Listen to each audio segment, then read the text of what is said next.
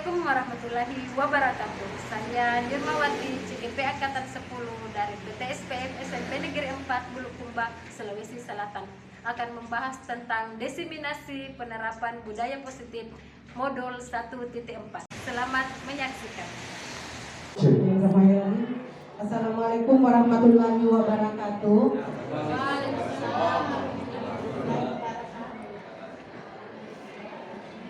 Bismillahirrahmanirrahim. Marilah kita panjatkan puji syukur kehadirat Allah Subhanahu wa Ta'ala, karena hari ini kita masih diberi kesempatan untuk berkumpul di tempat ini untuk menghadiri acara rangkaian tugas sebagai guru penggerak oleh Ibu Nirmawati dengan tema diseminasi penerapan budaya positif di sekolah. Saya ucapkan terima kasih kepada Bapak Kepala Sekolah dan ibu-ibu dan bapak-bapak guru dan staf tata usaha SMP Negeri 4 Bulukumba. Sebagai pembukaan dari acara kita hari ini, maka saya persilakan kepada yang terhormat Bapak Kepala Sekolah untuk memberikan kata sambutan pada kegiatan ini. Bismillahirrahmanirrahim. Assalamualaikum warahmatullahi wabarakatuh. Yang saya hormati Pak Wakil Kepala Sekolah bagian kurikulum, ya Pak. Saya hormati tenaga pendidik, tenaga pendidikan SMP 4, dan yang terkhusus pada Ibu Kawati sebagai calon guru penggerak angkatan ke-10. Mudah-mudahan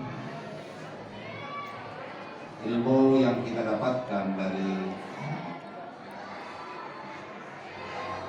diklat-diklat yang dilakukan oleh kementerian barangkali demikian arahan dari saya selaku pimpinan atau kepala sekolah di SMP 4 Bulukumba. Mudah-mudahan ini bisa menjadi berkah buat kita semua. Dan Allahu wa iyyakum ajmain. Assalamualaikum warahmatullahi wabarakatuh.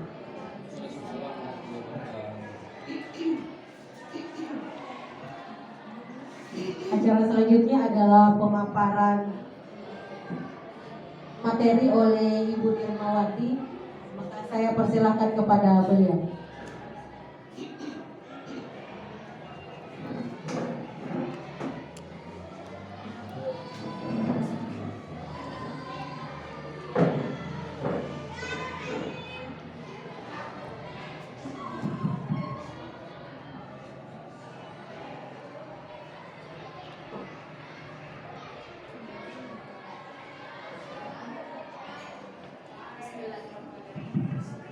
Bismillahirrahmanirrahim. Assalamualaikum warahmatullahi wabarakatuh. Salam sehat dan sejahtera buat kita semua. Puji syukur kita panjatkan kehadirat Allah Subhanahu wa Ta'ala, karena pada kesempatan hari ini kita masih diberikan rahmat dan karunia dari Allah Subhanahu wa Ta'ala, yaitu nikmat kesehatan dan kesempatan, sehingga kita masih bisa berkumpul di tempat ini, kita masih bisa bertatap muka di tempat ini guna menghadiri suatu kegiatan diseminasi yang merupakan suatu tugas dari guru penggerak yang saya sementara geluti sekarang ini. Tak lupa pula kita huturkan salam dan salawat kepada Nabiullah Sallallahu Alaihi Wasallam, Nabi yang telah mengantarkan kita dari alam kegelapan menuju ke alam yang terang benderang seperti sekarang ini. Nabi yang telah mengangkat kita dari zaman kejahilan atau kebodohan, sehingga kita bisa merasakan dan menikmati yang namanya berilmu, yang namanya berakal, seperti yang kita lakukan di sini sebagai seorang tenaga pendidik. Baik Bapak Ibu Guru, sebelumnya saya mengucapkan terima kasih kepada Bapak UPT SPM SMP Negeri 4 Bulukumba, Bapak Pak Ikhtiar Akmal SPD atas supportnya, atas partisipasinya, atas dukungannya, sehingga saya sudah bisa sampai kepada titik 1.4 ya, kurang lebih sudah berjalan 2 bulan lamanya, dan insya Allah berlangsung selama 9 bulan, berakhir pada bulan 10 Oktober bulan depan, amin insya Allah. Yang kedua, terima kasih pula saya uturkan kepada rekan-rekan Bapak Ibu Guru yang hebat dari UPT SPM SMP Negeri 4 Bulukumba yang telah meluangkan waktunya untuk bisa kumpul di tempat ini, sehingga kita bisa melakukan sharing, kita bisa melakukan diskusi tentang tugas saya, yaitu tentang disiplинasi budaya positif. Nah, ini adalah sebuah tuntutan saya sebagai calon guru penggerak, bagaimana caranya agar materi atau ilmu yang ada kita pelajari di guru penggerak itu kita bisa aplikasikan di lingkungan tempat kita bekerja, khususnya kepada rekan-rekan teman tenaga pendidik yang ada seperti sekarang. Oke. Materi yang saya akan bawakan pada hari ini yaitu disiminasi budaya positif.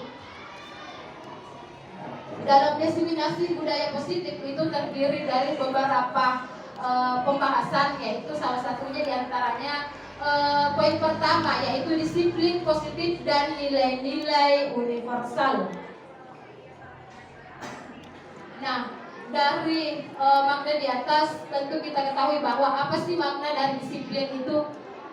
Nah, disiplin artinya sikap dan perasaan taat dan patuh terhadap nilai dan percaya yang merupakan tanggung jawab. Disiplin diri membuat orang menggali potensi menuju sebuah tujuan apa yang dia hargai. Namun dalam budaya kita, makna kata disiplin telah berubah menjadi suatu yang dilakukan seseorang pada orang lain untuk mendapatkan kepatuhan. Kecenderungan umum adalah membuat kata disiplin dengan ketidaknyamanan, bukan dengan apa yang kita hargai atau pencapaian suatu tujuan mulia. Nah, selanjutnya yaitu adanya perubahan paradigma teori kontrol atau teori pilihan atau ilustrasi kontrol. Nah, pada paradigma teori ini ada beberapa ilustrasinya, yaitu satu, ilustrasi guru kontrol murid. Yang kedua, ilustrasi bahwa kritik dan membuat orang merasa bersalah dalam menggunakan karakter. Yang ketiga, ilusi bahwa semua pengetahuan positif, efektif dan bermanfaat. Yang keempat, ilusi bahwa orang dewasa memiliki hak untuk memaksa. Perubahan paradigma stimulus respon teori kontrol terdiri dari satu, siapakah sesungguhnya yang memiliki kontrol itu? Dalam konteks pendidikan, terkadang kita sebagai tenaga pendidik mengatakan bahwa setiap keinginan kita harus diikuti oleh peserta didik, tanpa kita mengetahui bahwa apa sih perasaannya peserta didik. Sebagai contoh, anak-anak yang tidak mengerjakan tugas, terkadang kita hanya menjudge saja, memberikan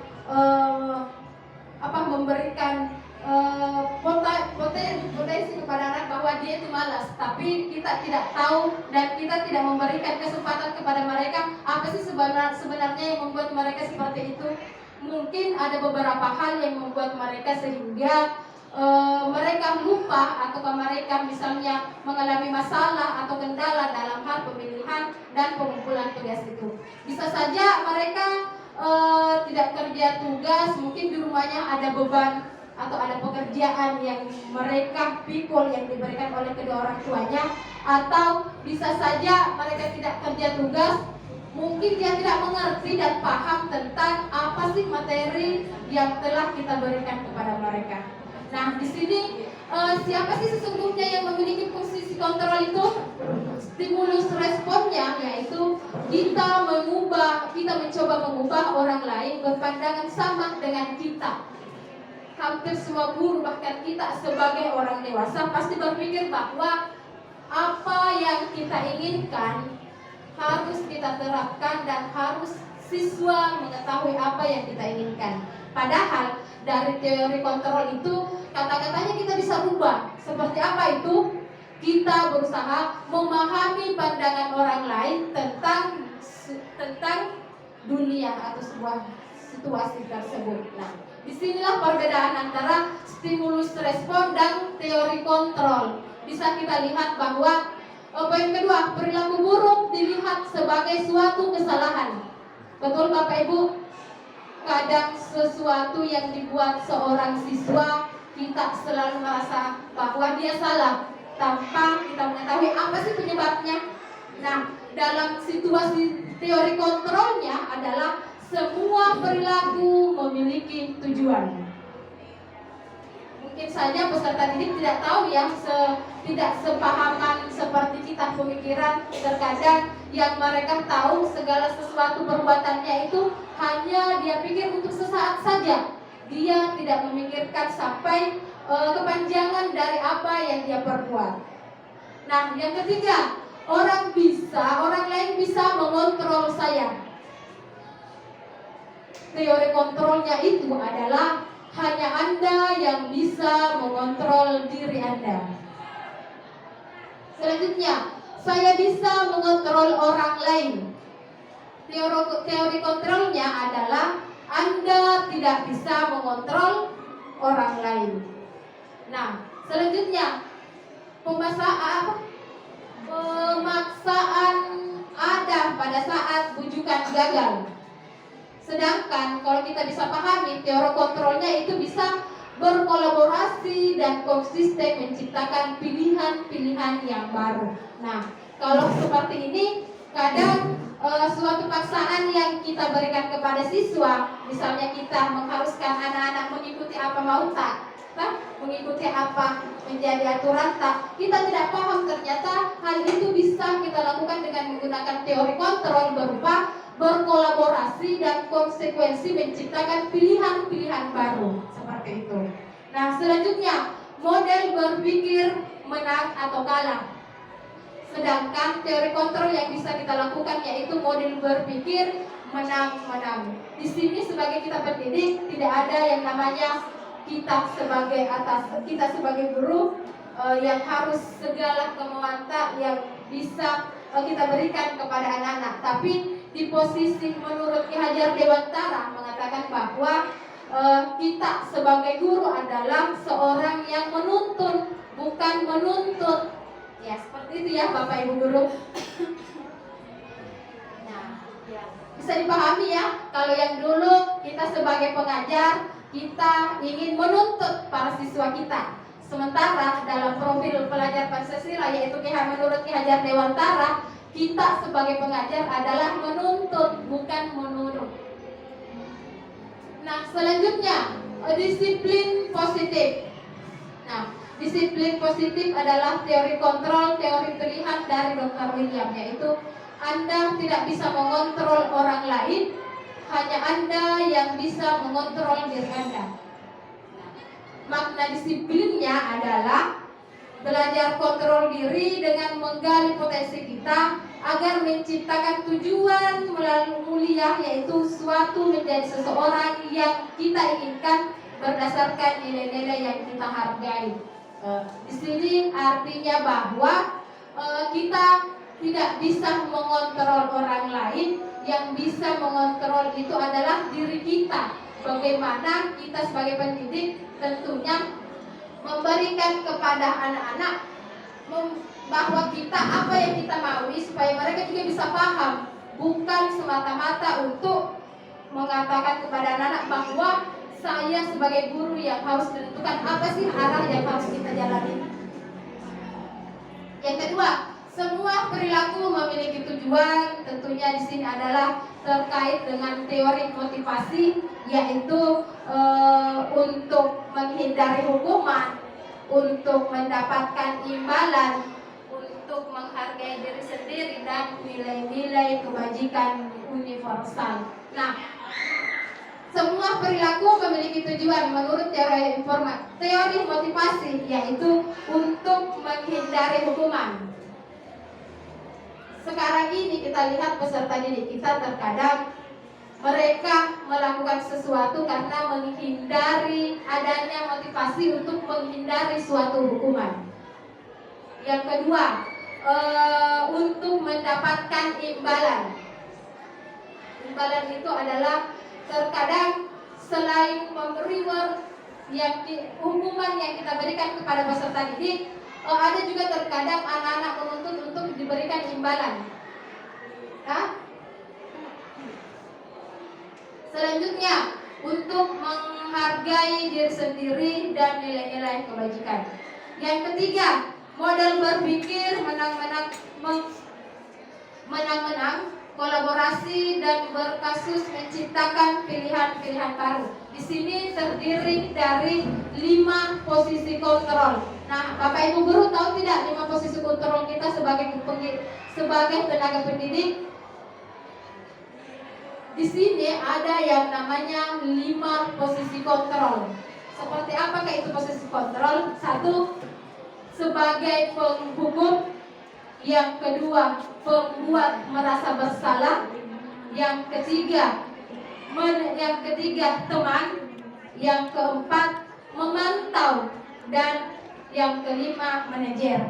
Nah, 5 posisi kontrol ini yang harus kita pahami bahwa kita kira-kira ada di poin keberapa. Posisi kontrol itu terdiri dari 5, yaitu 1, kita sebagai tenaga pendidik, apakah kita sebagai penghukum, apakah kita sebagai pembuat merasa bersalah. Yang ketiga, apakah kita bisa memposisikan diri kita kepada anak-anak sebagai orang yang membuat merasa kita adalah teman bagi peserta didik, ataukah kita sebagai manajer. Dari 5 poin posisi kontrol guru ini, kira-kira Bapak Ibu guru ada di pilihan mana? Menurut Bapak Ibu ada di mana? Di mana Pak? Di mana Bu? Teman ya. Kalau dari Bu Syairah mengatakan bahwa dari 5 posisi kontrol ini saya ada pada posisi teman. Kadang teman ada tidak di sini tenaga pendidik yang posisi kontrol digunakan sebagai pendidiknya sebagai penghukum? Ada? Saya pikir tidak ya, karena kita sudah menerapkan di sekolah ini yang namanya budaya positif. Yang kedua, membuat merasa bersalah. Ada? Yang ketiga, sebagai teman. Dari 5 posisi kontrol ini, yang sering atau yang kadang kita dengar, yang mana Bapak Ibu? Penghukum? Yes? Yes, nomor 1. Kalau membuat merasa bersalah, yes? Terkadang, oke. Yang ketiga, membuat merasa sebagai teman dengan peserta didik? Ya, oke. Terus harusnya begitu ya Pak? Ya, oke. Terus yang keempat adalah bagaimana posisi kita sebagai pemantau. Apakah sudah Bapak Ibu dilakukan? Ya. Terus yang kelima adalah sebagai manajer. Sebentar Bu, kita pahami satu persatu tentang posisi kontrol kita sebagai tenaga pendidik. Nah, selanjutnya 5 kebutuhan dasar manusia. Nah, dalam 5 kebutuhan dasar manusia tentunya perlu kita ketahui bahwa apa sih 5 kebutuhan dasar manusia? 1, bertahan hidup. Betul ya Bapak Ibu guru? Ya. Yang kedua, penguasaan. Yang ketiga, kasih sayang dan rasa. Yang keempat, diterima kesenangan. Dan keenam, merasa adanya kebebasan. Nah, sekarang yang tadi saya jelaskan yaitu Bapak Ibu guru harus tahu dong apa yang namanya 5 posisi kontrol itu. Yang tadi apa Bu, Bapak? Yang pertama sebagai penghukum. Nah, sekarang saya akan mencoba memberikan gambaran seperti apa sih posisinya ketika kita sebagai guru atau tenaga pendidik yang posisinya sebagai penghukum.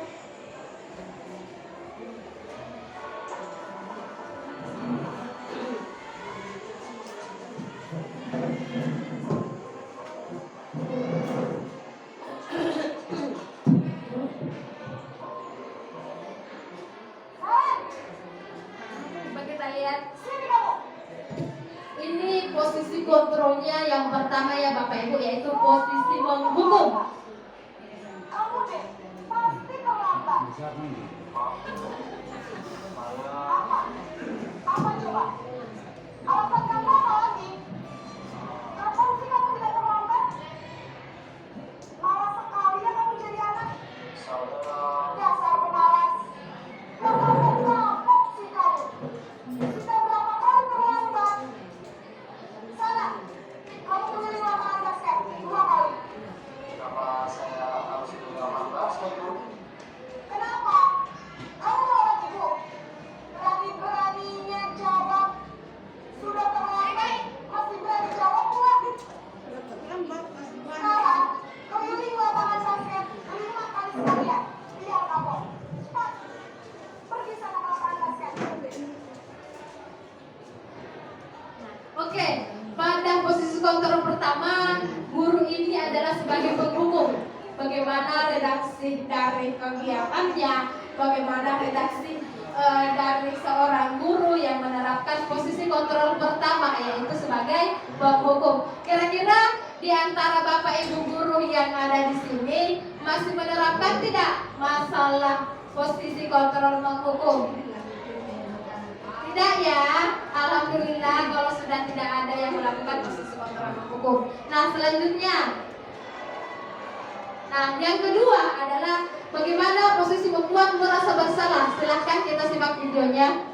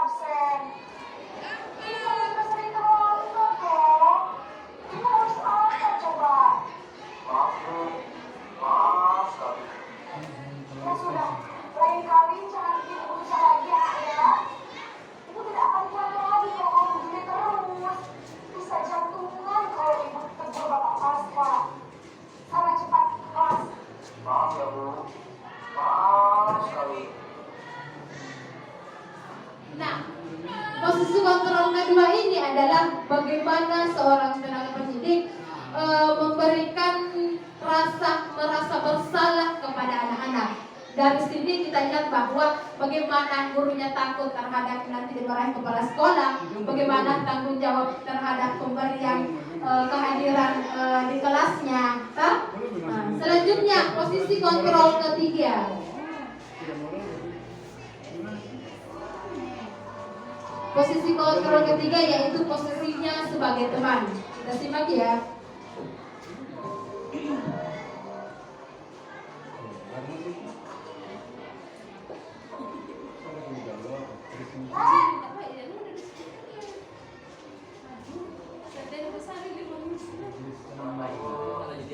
Wah, sudah jam berapa ini?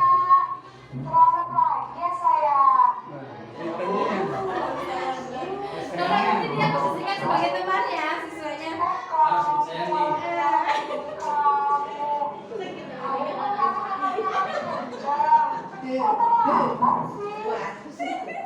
Ya Bu, saya memang terlambat bangun tadi. Jadi, biarpun saya lari kencang, tetap Nah, ini lain kali larinya mungkin lagi ya. Biar gak terlambat lagi. Bikin senang ibu. Saat bisa Bu. sudah sana masuk kelas, ibu beresin urusan absen kamu. Kamu ini ada-ada saja. Nah, oke. Yang posisi kontrol ketiga adalah bagaimana seorang pendidik dia sebagai teman kepada peserta didik. Nah, artinya di sini bahwa seorang murid bagaimana potensi mereka itu lebih merasa nyaman, lebih merasa terbuka kepada temannya atau kepada orang tua. Bapak Ibu, kepada teman. Secara logis, secara konsekuensi bahwa menyatakan seorang siswa itu kadang lebih terbuka jika mereka curhat kepada temannya daripada kepada orang tua ataupun sebagai guru. Mereka itu pasti akan lebih nyaman ketika posisi kita sebagai guru akan dianggap bahwa dia rasa kita sebagai teman. Artinya bahwa tidak melepas yang namanya batasan tentang rasa hormat ya. Di sini artinya bahwa bagaimana kita memposisikan diri sebagai guru yang dianggap bahwa anak-anak itu mau menjadi teman kita. Artinya dia mau mengucapkan, dia mau mengeluarkan sebuah masalahnya, dia mau curhat setiap ada masalah, apakah itu ada masalah di rumahnya, masalah di sekolah dan sebagainya, dia mampu mengeluarkan kepada kita. Seperti itu ya Bapak Ibu. Nah, selanjutnya yang keempat yaitu posisi kontrol memantau atau monitor. Sekarang kita lihat videonya ya, seperti apa kira-kira posisi guru dalam posisi memantau atau monitor.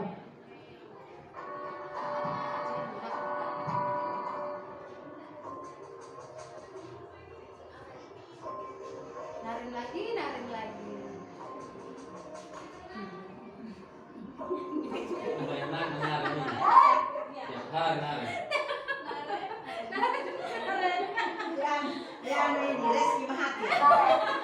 Apa peraturan sekolah kita tentang jam berapa kita harus masuk sekolah, Nak?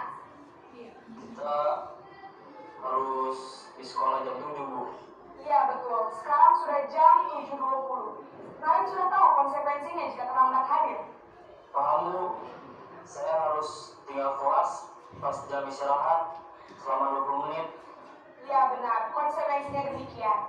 Jadi nanti jam 9.30 pas istirahat, kamu harus tinggal di kelas, kerjakan tugas tambahan untuk ketertinggalan kamu, ya? Baik Bu. Pada posisi keempat itu adalah posisi memantau ketika ada seorang murid yang mengalami masalah atau misalnya dalam terlambat, kita harus memposisikan dia, harus mengetahui apa konsekuensi ketika dia datang terlambat. Bukan hanya dengan memberikan hukuman, tapi kita harus memberikan konsekuensi. Nah, ketika kamu sudah terlambat jam 7.30, konsekuensinya adalah kamu harus menambah jam istirahatmu, harus siap diambil untuk jam pelajaran dalam hal mengerjakan tugas. Seperti itu Bapak Ibu. Nah, selanjutnya posisi kelima yaitu posisi manajer. Kira-kira posisi manajer seperti apa ya? Ayo kita lihat bersama.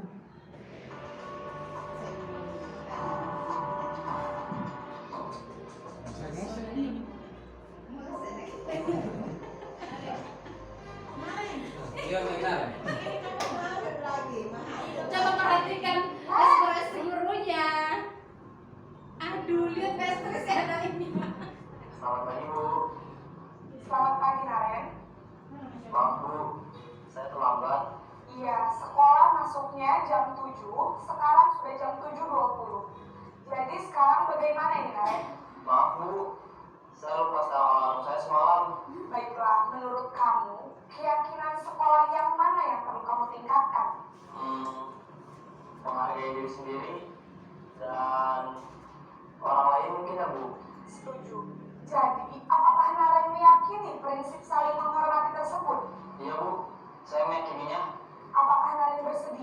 memperbaiki masalah keterlambatan ini? Bersedia, Bu. Bagaimana kamu akan memperbaiki masalah keterlambatan ini? Saya akan coba untuk tidak lupa menyetel alarm saya, Bu. Baik, kalau Naren lupa menyetel alarm di rumah, kamu kira-kira bisa bantu mengingatkan tidak? Ada, Bu. Kata saya, Kak Emma. Ada lagi selain Kak Emma? Selain Kak Emma, ada ibu saya. Baik, jadi yang mengingatkan Naren adalah Kak Emma dan ibu kamu ya? Kira-kira akan mulai setel alarm kapan nih Naren? Setelah pulang sekolah, akan segera saya lakukan. Baik, jadi Naren akan setel alarm untuk bangun besok pagi dan akan diingatkan oleh kakak dan ibunda Naren ya. Ada lagi yang mungkin perlu dilakukan Naren? Agar tidak terlambat bangun lagi. Tidak ada, Bu. Baik Naren, terima kasih untuk kerjasama kamu. Sekarang kamu perlu kembali ke kelas untuk belajar. Baik, Bu. Terima kasih. Nah, oke. Sekarang kita paham ya tentang 5 posisi kontrol guru. Yang mana kira-kira di antara 5 posisi kontrol ini yang Bapak Ibu guru sering lakukan? Semuanya? Ada yang poin pertama? Oke, kalau tadi mengatakan Ibu saya ada di posisi kontrol pertama yang menghukum. Tapi setelah melihat video ini ternyata kita sadar bahwa dengan memberikan hukuman tidak mutlak bisa memberikan perubahan kepada peserta didik. Tapi di antara 5 posisi kontrol ini, yaitu ada pada poin kelima, yaitu kita sebagai manajer. Posisi kita adalah sebagai manajer. Artinya bahwa bagaimana kita membuat kesadaran kepada mereka tentang apa yang dia lakukan. Setelah kita berikan kesadaran, selanjutnya kita membuat dia memberikan solusi atau memberikan jalan agar mereka mengetahui dan dia bisa mengambil apa sih yang bisa membuat saya tidak terlambat lagi. Salah satunya tadi itu menyetel alarmnya. Yang kedua meminta tolong kepada orang tua dan kakaknya untuk bisa membangunkan dia ketika pagi-pagi. Nah, dari pilih mana Ibu? Kalau misalnya ada anak yang terlambat, kami sudah datang terlambat. Kira-kira anak-anak terima tidak? Mana dia sudah datangnya tergesa-gesa, mana sudah ada rasa takutnya dihukum, ketemu guru dimarahi lagi. Kira-kira anak-anak di mana rasa nyamannya? Dari posisi 5 kebutuhan manusia tadi, ada rasa nyaman, rasa kebutuhan hidup dan sebagainya. Kira-kira anak-anak merasa nyaman tidak? Kalau kita berperilaku seperti itu Bapak Ibu? Tidak. Ya, seharusnya kita memiliki impian ya. Apa yang sebelumnya kita ketahui bahwa kita memimpikan anak-anak seperti ini, tentunya kita juga seorang pendidik harus mengetahui juga apa sih dasarnya anak-anak, apa sih sebenarnya keterbatasan anak-anak sehingga mereka terkadang melakukan suatu penyimpangan atau pelanggaran seperti itu. Nah, selanjutnya nilai-nilai kebajikan universal. Nilai-nilai kebajikan universal ini adalah sifat-sifat positif manusia yang merupakan tujuan mulia yang ingin dicapai setiap individu. Nilai-nilai tersebut bersifat universal seperti setiap perilaku atau perbuatan memiliki suatu tujuan. Yang kedua, dengan mengaitkan antara nilai-nilai kebajikan yang diyakini seseorang, maka motivasi instruktif yang terbangun sehingga menggerakkan motivasi yang ada dalam dirinya untuk mencapai tujuan mulia yang diinginkan. Nah, seperti kita ketahui bahwa motivasi intrinsik adalah motivasi yang ada pada diri dari dalam. Kalau dengan pemberian hukuman kira-kira itu termasuk motivasi instruktif atau motivasi ekstrinsik? Ekstrinsik ya, artinya motivasi dari luar. Dibandingkan antara motivasi dari dalam diri dengan motivasi dari luar, kira-kira menurut Bapak Ibu guru, motivasi mana yang bisa melekat dan bagus kita gunakan? Motivasi apa, Pak? Instruksi. Betul sekali, motivasi intrinsik. Artinya itu motivasi dalam diri kita. Bagaimana kita menyadarkan peserta didik bahwa untuk datang rajin ke sekolah itu bukan karena adanya dorongan dari kita, tetapi harus ada kesadaran. Betul sekali, harus ada kesadaran dari dirinya bahwa apa yang menjadi tujuan kita ke sekolah itu harus dia penuhi. Walaupun berat ya, terkadang kita bilang begitu mentok itu siswa, berapa kali dia selalu terlambat mentok itu mentok disapa Bu siapa? Reski Mahathir. Tidak mau mentok itu, karena kita tahu bahwa mereka belum paham dan belum terketuk hatinya untuk kegiatan tentang motivasi ekstrinstiknya. Masih dalam motivasi ekstrinsik yang kita berikan. Kira-kira kalau Mahathir kita marahi terus, mentok kamu, malas kau pergi sekolah, kira-kira bisa dia terima tidak?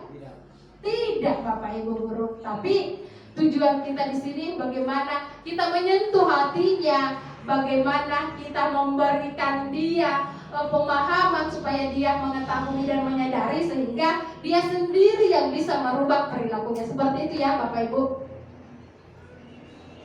Selanjutnya, yang kedua yaitu teori motivasi, hukuman dan penghargaan dan segitiga dan restitusi. Apa sih itu teori motivasi perilaku manusia? Ada 3, yaitu yang tadi kita bahas, yaitu motivasi intrinsik, motivasi eksternal, dan motivasi internal. Nah, motivasi eksternal yaitu untuk menghindari tindakan yang nyaman atau hukuman yang tidak nyaman atau hukuman apa yang akan terjadi apabila saya tidak melakukannya. Nah, motivasi eksternal di sini adalah bagaimana kita meyakinkan kepada peserta, memberikan pemahaman kepada peserta didik tentang apa yang mereka lakukan itu merupakan dasar dari konsekuensi yang terkadang yang mereka perbuat dari perilakunya. Yang kedua, motivasi eksternal yaitu untuk mendapatkan imbalan dari orang lain atau situasi.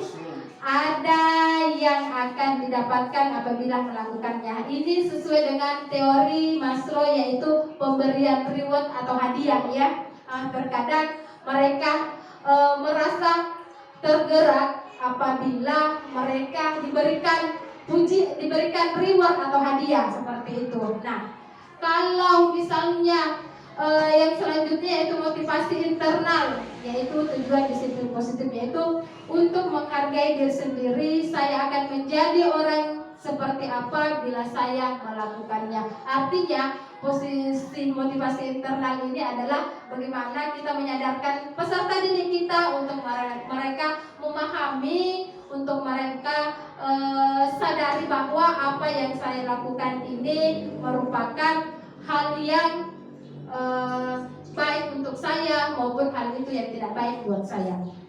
Selanjutnya, nah sini menurut Ki Hajar Dewantara, merdeka itu artinya tidak hanya terlepas dari perintah, akan tetapi juga cakap buat memerintah diri sendiri. Ada yang bisa artikan kata-kata pujian megah ini? Merdeka itu artinya tidak hanya terlepas dari perintah, akan tetapi kita juga cakap buat memerintah diri sendiri. Artinya bahwa terkadang kita sebagai tenaga pendidik tidak luput bahwa kita terkadang merasa bahwa kita yang berhak memerintah, tanpa kita tidak sadari bahwa diri kita sendiri pada saat kita ada di posisi yang sama seperti anak itu misalnya, tentu saja mereka memiliki inisiatif atau pandangan yang berbeda, sehingga terkadang adanya perbedaan antara pandangan peserta didik dengan kemauan kita. Disitulah terkadang kita merasa tidak memahami peserta didik kita. Selanjutnya, hukuman dan penghargaan. Nah, kalau posisi hukuman di sini yang menyatakan bahwa penghargaan berlaku sama dengan hukuman. Dalam artinya meminta atau membujuk seseorang melakukan sesuatu untuk memenuhi suatu tujuan tertentu dari seseorang yang meminta dorongan eksternal dan akan ada faktor ketergantungan. Beberapa dampak dari pemberian penghargaan itu. Nah, sekarang posisi disiplin positif diantaranya adalah menghukum, yang kedua memberikan reward atau hadiah, yang ketiga memberikan penguatan kepada mereka. Nah, posisinya di sini adalah pengaruh jangka panjang dari pemberian penghargaan, yaitu adanya pengaruh jangka panjang dan pendek terhadap hal tersebut. Contoh, ketika kalau kita memberikan sesuatu penghargaan kepada siswa, jangka panjangnya otomatis dia tidak akan melakukan sesuatu itu tanpa meminta imbalan kembali. Artinya bahwa setiap kita memberikan, pertama kita memberikan reward, mungkin anak-anak itu bekerja ya Pak, tapi untuk kelanjutannya, untuk jangka panjangnya itu memiliki dampak. Apa dampaknya? Mereka tidak mau melakukan sesuatu itu tanpa mengharap imbalan yang kita berikan. Jadi setuju ya, kalau misalnya imbalan itu termasuk dari hukuman, setuju tidak? Kira-kira kalau memberikan hadiah termasuk disiplin positif? Termasuk? Termasuk. Oke. Yang kedua, penghargaan atau hukuman. Nah, yang seperti yang tadi, selain penghargaan ada juga hukuman. Hukuman seperti yang kita ketahui bersama bahwa kadang setiap anak-anak melakukan suatu masalah, tentunya kita memberikan hukuman ya. Nah, sekarang itu di Merdeka Belajar sudah tidak boleh ya Bapak Ibu guru kita lakukan. Alhamdulillah di sekolah kita ini sudah aman-aman, sudah mulai menghilangkan yang namanya hukuman. Ketiga, penghargaan mengurangi ketepatan, penghargaan tidak efektif, penghargaan merusak hubungan. Selanjutnya, dihukum oleh penghargaan. Penghargaan menurunkan kualitas, penghargaan mematikan kreativitas, penghargaan mengurangi motivasi instinktif. Betul ya? Dari hukuman yang kita berikan melalui penghargaan itu, terkadang apa yang tadi dikatakan oleh Pak Nuryadi menyatakan bahwa ketika kita memberikan hukuman, memberikan penghargaan, hadiah, besok-besoknya anak itu tidak akan melakukan seperti itu karena dia meminta imbalan kembali. Nah, dampaknya dari ketika kita memberikan reward penghargaannya itu satu, ini penghargaan mulai menurunkan kualitas. Yang kedua, penghargaan mematikan kreativitasnya karena mereka dipacu oleh adanya hadiah yang ingin dia dapatkan. Yang ketiga, penghargaan mengurangi motivasi intrinstiknya. Sudah tidak ada berkurang motivasi dalam diri, tapi motivasi eksternal yang dia lebih tonjolkan karena dia hanya ingin mendapatkan hadiah tersebut. Oke, selanjutnya bentuk program kebajikan yaitu apresiatif, yaitu dalam pemberian apresiatif perlu diingat bahwa beri pengakuan secara khusus, beri pengakuan secara pribadi, beri pengakuan kepada semua murid, beri pengakuan secara konsisten dan fokus pada proses. Lanjut saja ya Pak. Contoh penguatan apresiatif kebijakan. Pembuka nilai kebajikan situasinya. Poin pertama, kemarin saya perhatikan nilai kebajikannya yang seharusnya adalah rasa empatimu besar sekali. Situasinya pada saat menolong murid baru di kelas kita. Yang kedua, saya menghargai, kata kebajikannya, kepedulianmu. Situasinya pada saat kamu membantu teman-temanmu di tugas kelompok. Perbedaan, nah di sini menurut Bapak Ibu, perbedaan hukuman dan konsekuensi. Ada tahu tidak apa perbedaan antara hukuman dan konsekuensi? Nah, kita lihat bersama pada poin pertama, yaitu mencatat 100 kali dalam buku kalimat saya tidak akan terlambat lagi. Karena terlambat ke sekolah. Dari poin pertama, apakah itu termasuk konsekuensi atau hukuman? Hukuman. Pertama, hukuman. Yang kedua, lari mengelilingi lapangan basket 2 kali karena terlambat hadir ke sekolah. Apakah itu termasuk hukuman atau konsekuensi? Hukuman. Hukuman atau konsekuensi? Hukuman. Yang ketiga, murid diminta untuk push up 15 menit karena tidak menggunakan masker ke sekolah. Apakah masuk dari hukuman atau konsekuensi? Hukuman. Ya, sebentar ya kita lihat, kita tandai jawabannya, sebentar kita lihat jawabannya. Yang keempat, menggantikan kertas tugas teman yang telah dicoret-coret. Apakah itu masuk hukuman atau konsekuensi? Konsekuensi. Selanjutnya, membersihkan tumpahan air di meja tulis karena tersenggol pada saat belajar. Apakah itu hukuman atau konsekuensi? Konsekuensi. Selanjutnya, murid disuruh untuk menggunakan sepatu sehari-hari di sekolah karena tidak menggerakkan sepatu, karena tidak menggunakan sepatu hitam. Hukuman atau konsekuensi? Murid disuruh untuk membuka sepatunya ketika dia tidak menggunakan sepatu hitam. Apakah itu hukuman atau konsekuensi? Konsekuensi. Oke.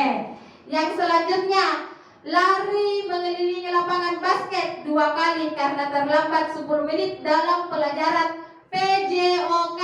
Apakah termasuk hukuman atau konsekuensi? Konsekuensi ya, karena ini berkaitan dengan pembelajaran PJOK-nya. Oke. Ya, betul sekali. Nah, ini Bapak Ibu guru, jawaban yang tadi bahwa lari 100 disuruh mencatat itu adalah hukuman, membersihkan tumpahan air itu adalah konsekuensi, lari mengelilingi lapangan yang disuruh oleh guru PJOK-nya itu termasuk konsekuensi. Betul sekali. Nah, di sini ada diagram perbedaan antara hukuman dan konsekuensi. Nah, sesuatu hukuman ketika sesuatu yang menyakitkan harus terjadi. Konsekuensinya sesuatu harus terjadi. Membuat anak sakit fisik maupun hati untuk menjaga waktu lama. Konsekuensinya adalah membuat anak merasa tidak nyaman dalam jangka waktu pendek. Selanjutnya, paksaan. Konsekuensinya adalah stimulus tanggapan. Mendorong anak untuk menyakiti diri sendiri, yaitu mendorong anak agar mudah menyesuaikan diri. Nah, selanjutnya, restitusi. Apa itu restitusi, Bapak Ibu? Restitusi adalah proses menciptakan kondisi bagi murid untuk memperbaiki kesalahan mereka, sehingga mereka bisa kembali pada kelompok mereka dengan karakter yang lebih kuat. Restitusi juga merupakan proses kolaboratif yang mengajarkan murid untuk mencari solusi terhadap masalah mereka dan membantu murid berpikir tentang orang seperti apa mereka ingin menjadi atau menjadi tujuannya. Bagaimana dengan harus memperlakukan orang lain. Nah, di sini maksudnya adalah restitusi adalah bagaimana kita, sebentar ada ya Pak yang diagram segitiga restitusi itu, bagaimana kita membuat anak-anak dalam kondisi yang merasa bersalah sehingga dia sendiri yang akan mengambil keputusan terhadap masalahnya. Nah, di sini identitas gagal dari hukuman, identitas sukses atau disiplin, konsekuensi atau restitusinya. Kalau misalnya poin pertama, situasi yang menyakitkan harus terjadi, konsekuensinya yaitu sesuatu harus terjadi. Kata-kata restitusinya adalah restitusi merupakan pilihan dan sedemikian. Nah, ini 9 ciri restitusi, yaitu 1, bukan untuk menebus kesalahan, namun untuk belajar dari kesalahan. Yang kedua, memperbaiki hubungan. Yang ketiga, tawaran bukan paksaan. Yang keempat, restitusi menurut untuk melihat ke dalam diri. Restitusi mencari kebutuhan dasar yang berdasarkan tindakan.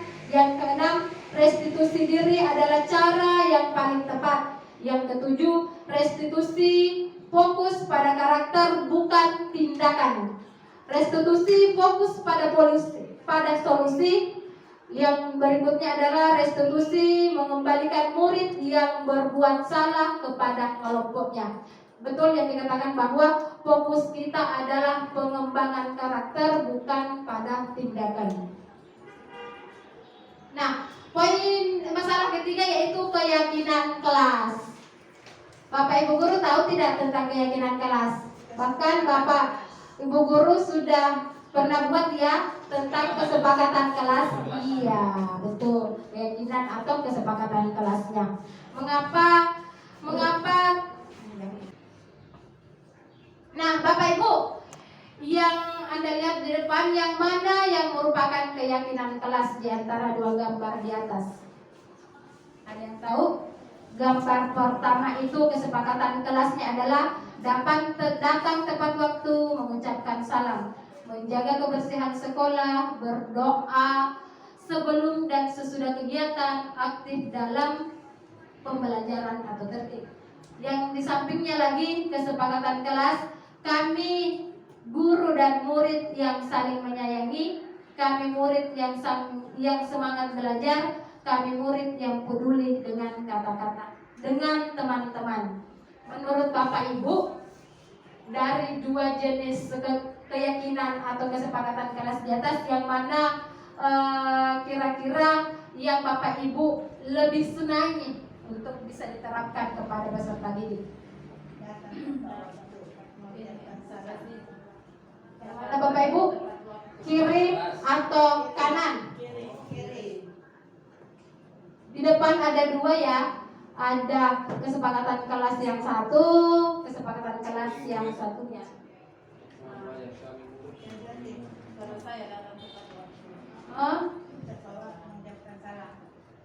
Yang mana yang merupakan keyakinan kelas dan mengapa?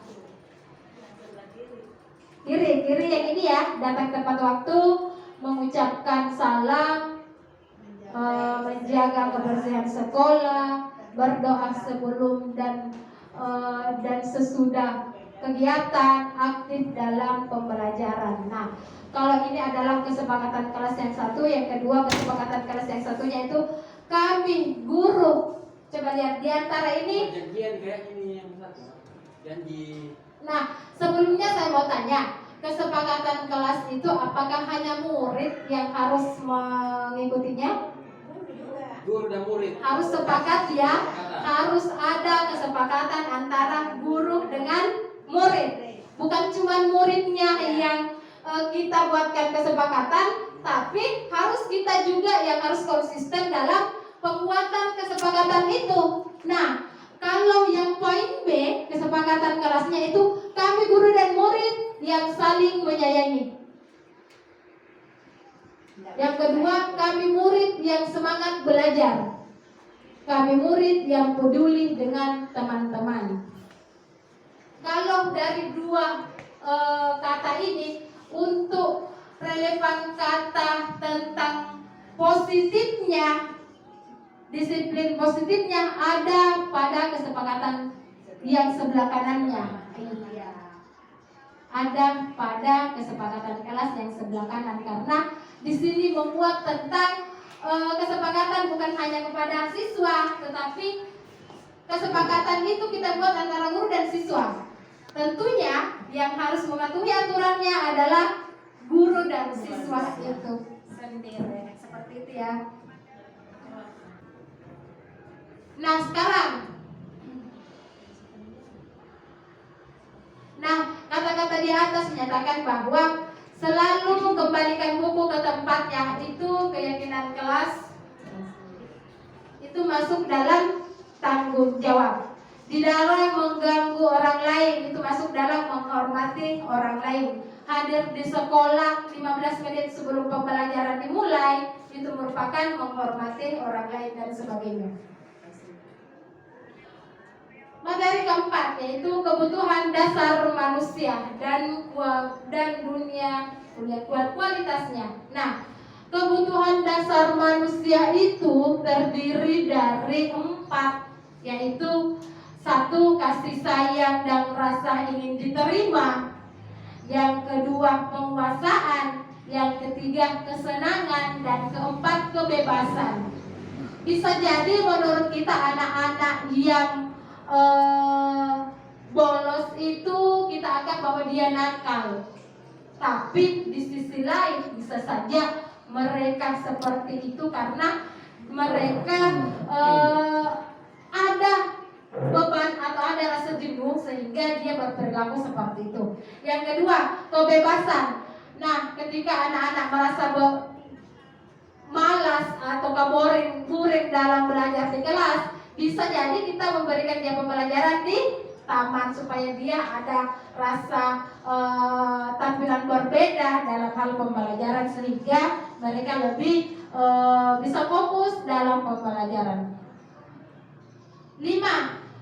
Posisi kontrol. Nah, ini yang tadi Bapak Ibu yang saya katakan melalui video tadi, kira-kira Bapak Ibu guru ada di posisi mana di antara 5 tadi? Masih ingat apa 5 posisi kontrol? Hukuman. Yang kedua memberikan apa yang kedua? Merasa iya. Yang kedua merasa bersalah. Yang ketiga teman. Yang keempat ini adalah 5 posisi kontrolnya, yaitu penghukum, membuat orang merasa bersalah, teman, pemantau, atau manajer. Tentunya tadi sudah diputarkan video ya. Pasti paham kira-kira yang mana letaknya sebagai penghukum, guru sebagai penghukum, di mana guru sebagai merasa bersalah, di mana guru posisinya sebagai teman, dan di mana guru sebagai pemantau dan sebagai manajer. Nah sekarang Bapak Ibu ada pertanyaan. Saya kecewa sekali dengan kamu.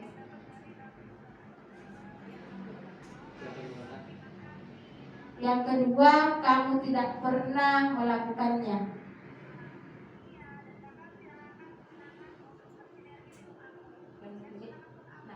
Dari pertanyaan di bawah ini, saya kecewa sekali dengan kamu. Tentunya di sini adalah posisinya membuat orang merasa bersalah. Yang kedua, kamu tidak pernah melakukannya. Berarti di sini posisinya adalah penghukum. Yang ketiga, ayolah lakukan demi ibu dan bapak. Kalau dari katanya itu masuk dalam posisi teman. Apakah kamu mau mendapatkan stiker bintang ini hari? Ini adalah posisi pemantau. Bagaimana kamu bisa menyelesaikan masalah ini? Di sini adalah posisi manajer, yang posisi kontrol manajer. Yang keempat, kamu selalu yang paling terakhir. Ini adalah kata-kata yang menjadi posisi kontrol menghukum. Nah, selanjutnya segitiga restitusi. Dalam segitiga restitusi ini tentunya ada yang dinyatakan dengan validasi kebutuhan, ada yang dikatakan dengan menstabilkan identitas, ada yang dinyatakan dengan menanyakan keyakinan. Nah, tentunya dalam suatu masalah, dalam posisi kontrol yang kelima itu sebagai manajer, ada 3 pertanyaan fondasi yang harus kita ketahui dalam hal penyelesaian masalah siswa, yaitu validasi kebutuhan, menstabilkan identitas, dan meyakinkan kebijakan. Nah, sekarang coba Bapak Ibu perhatikan tentang apa sih itu segitiga restitusi?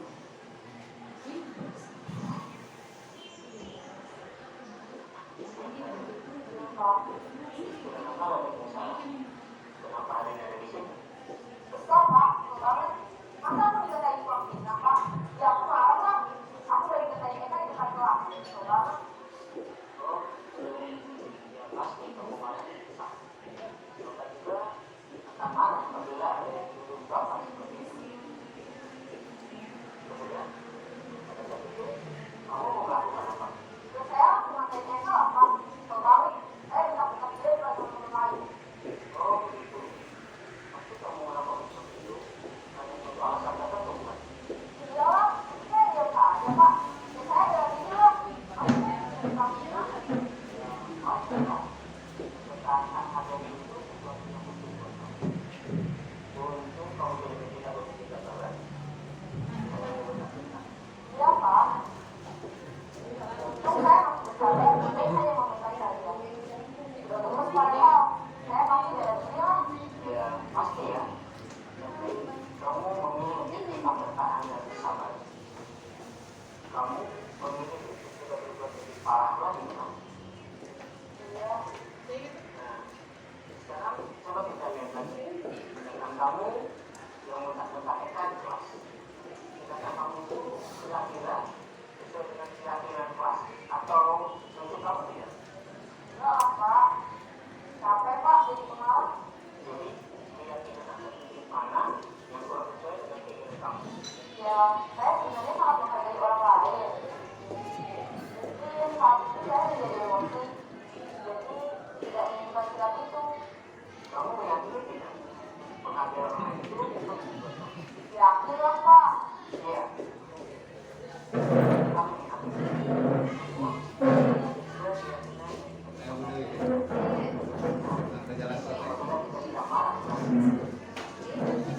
Ya, saya bisa berlatih. Mulai dengan diri sendiri. Saya bisa jadi lebih bersabar, mengambil waktunya untuk berpikir, mau apa selanjutnya. Kamu bersedia masalah ini. Iya Pak.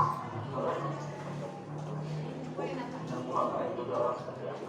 Saya harus jadi orang yang bertanggung jawab kali ya Pak. Ya, nanti sama aku.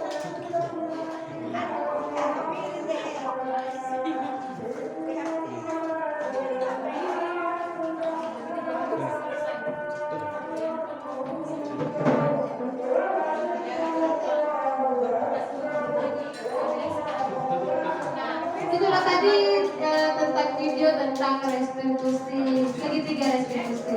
Nah, itulah pemaparan materi yang sempat saya bawakan. Maka dari itu saya persilakan, saya kembalikan kepada moderator.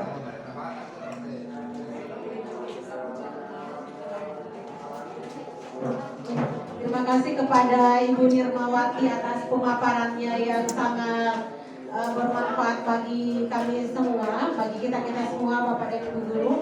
Karena pemaparannya sudah selesai, maka saya persilakan kepada Bapak Ibu untuk memberikan pertanyaan. Satu pertanyaan dulu, setelah selesai satu pertanyaan, kalau masih ada dilanjutkan dengan pertanyaan kedua. Bagi Bapak Ibu yang ingin mengajukan pertanyaan, saya persilahkan. Ya, silahkan Pak Nuryadi. Bismillahirrahmanirrahim. Assalamualaikum warahmatullahi wabarakatuh. Sebelumnya saya mengucapkan terima kasih atas kesempatan yang diberikan kepada saya. Jadi yang pertama yang ingin saya tanyakan itu terkait dengan keyakinan kelas. Yang mana keyakinan kelas ini kita membuat sebuah kesepakatan dalam kelas ini tujuannya untuk menumbuhkan budaya positif. Namun saya ingin bertanya Bu, karena ini kan di lingkungan sekolah. Di sekolah itu bukan cuma ada kelas saja yang ada. karena saya di sini juga adalah pengurus perpustakaan, jadi saya mau bertanya, apakah selain keyakinan kelas, bolehkah saya membuat juga sebuah kesepakatan yang mungkin bisa istilahkan sebagai keyakinan perpustakaan? Artinya membuat kesepakatan dalam perpustakaan sehingga tujuannya juga untuk menumbuhkan budaya positif di dalam perpustakaan itu. Oke, terima kasih. Kemudian yang kedua, saya mau tanya lagi satu. Ini terkait dengan posisi kontrol. Kalau saya menyimak video tadi dan mendengarkan materi dari Ibu, saya bisa mengambil kesimpulan bahwa posisi kontrol sebagai seorang guru itu seharusnya adalah sebagai manajer. Sebagai manajer saja.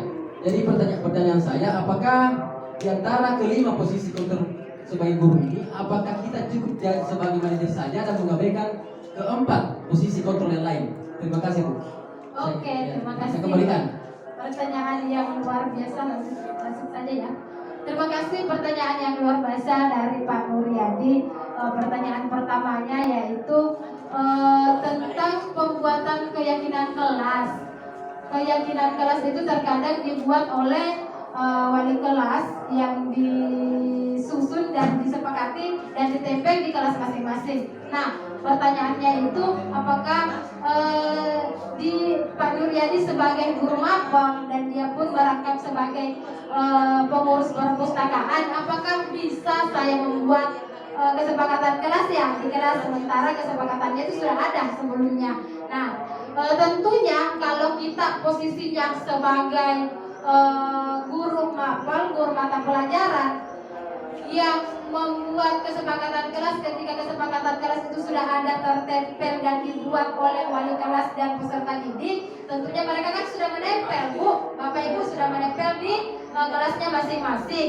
Nah, posisi kita ketika kita adalah seorang guru mapel, tentunya boleh kita melakukan keyakinan kelas itu. Caranya bagaimana?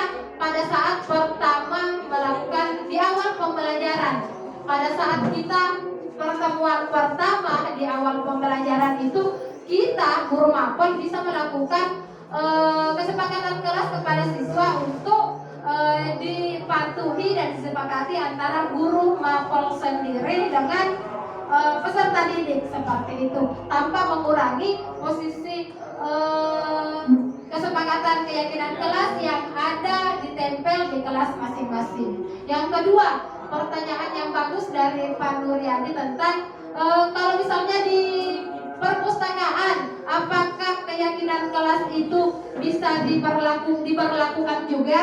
Tentunya bisa ya, Pak. Kalau di masalah di perpustakaan, di lab komputer itu bisa-bisa juga kita lakukan yang namanya kesepakatan kelas. Tentunya contoh dalam hal perpustakaan, kesepakatan kelasnya itu bisa kita buat tentang menjaga kebersihan di kelas, di ruang perpustakaan. Yang kedua, menjaga keamanan dan kenyamanan perpustakaan, tidak ribut dan sebagainya. Itu bisa, Pak, kita buat kesepakatan itu sehingga setiap peserta didik yang akan masuk pada perpustakaan, tentunya mereka mengetahui bahwa di dalam itu juga ada aturan, ada kesepakatan yang harus mereka patuhi ketika akan ke perpustakaan. Yang kedua, yang ketiga yaitu pertanyaan tentang posisi 5 posisi kontrol tadi. Ada 5 posisi kontrol kita sebagai guru. Pertanyaannya adalah, Bapak Ibu guru ada di posisi kontrol mana? Apakah itu ada di penghukum? Apakah itu ada membuat merasa bersalah? Apakah itu ada sebagai teman? Apakah itu ada sebagai pemantau, atau apakah itu ada sebagai manajer?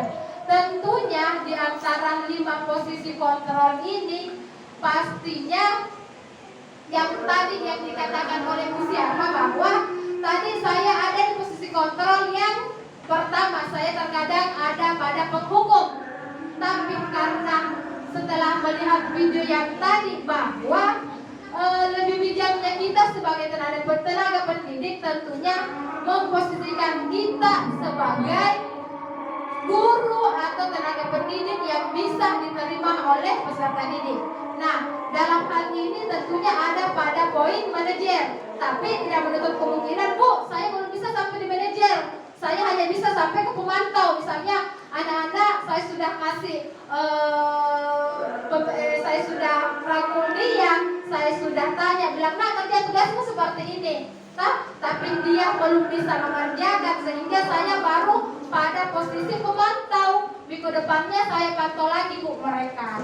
Nah, kalau pertanyaannya tadi Pak Juliadi, apakah dari 5 posisi kontrol itu hanya posisi manajer saja yang kita utamakan, sedangkan yang posisi 4 kontrol itu tidak diutamakan? Nah, dalam kurikulum Merdeka Belajar, Pak, ada yang namanya profil pelajar Pancasila. Bagaimana itu prinsip yang diajar Dewantara adalah satu, kita sebagai pendidik bukan menuntut, tapi apa Ibu? Tapi menuntut, bukan menuntut, tapi menuntut. Ya, yang kedua, prinsipnya Ki Hajar Dewantara itu adalah siswa itu, peserta didik itu adalah manusia yang berakhlak mulia, gotong royong, mandiri, berkreatif, bernalar kritis. Tentunya dalam posisi kontrol 5 yang kelima ini manajer, kita harus memposisikan kita untuk bisa meraih yang namanya profil pelajar Pancasila. Bukan berarti, Ibu, saya belum bisa mengambil yang 4 posisi kontrol itu. Kalau yang posisi kelima itu yang kita utamakan, tentunya kita punya target ya. Apa targetnya? Targetnya adalah bagaimana kita melahirkan peserta didik yang sesuai dengan profil pelajar Pancasila, yang bernalar kritisnya, ada gotong royongnya, berakhlak, mandiri, serta bernalar kritis. Seperti itu, Bapak. Terima kasih kepada Ibu Nurmawati. Kemudian terima kasih juga kepada Bapak dan Ibu guru yang telah memberikan waktunya untuk hadir pada kegiatan kita hari ini. Demikianlah kegiatan pemaparan materi dari Ibu Nurmawati hari ini, dan marilah kita bersama-sama menutup kegiatan ini dengan melafazkan hamdalah. Semoga kita dipertemukan dengan keadaan sehat walafiat di pertemuan berikutnya, insyaallah.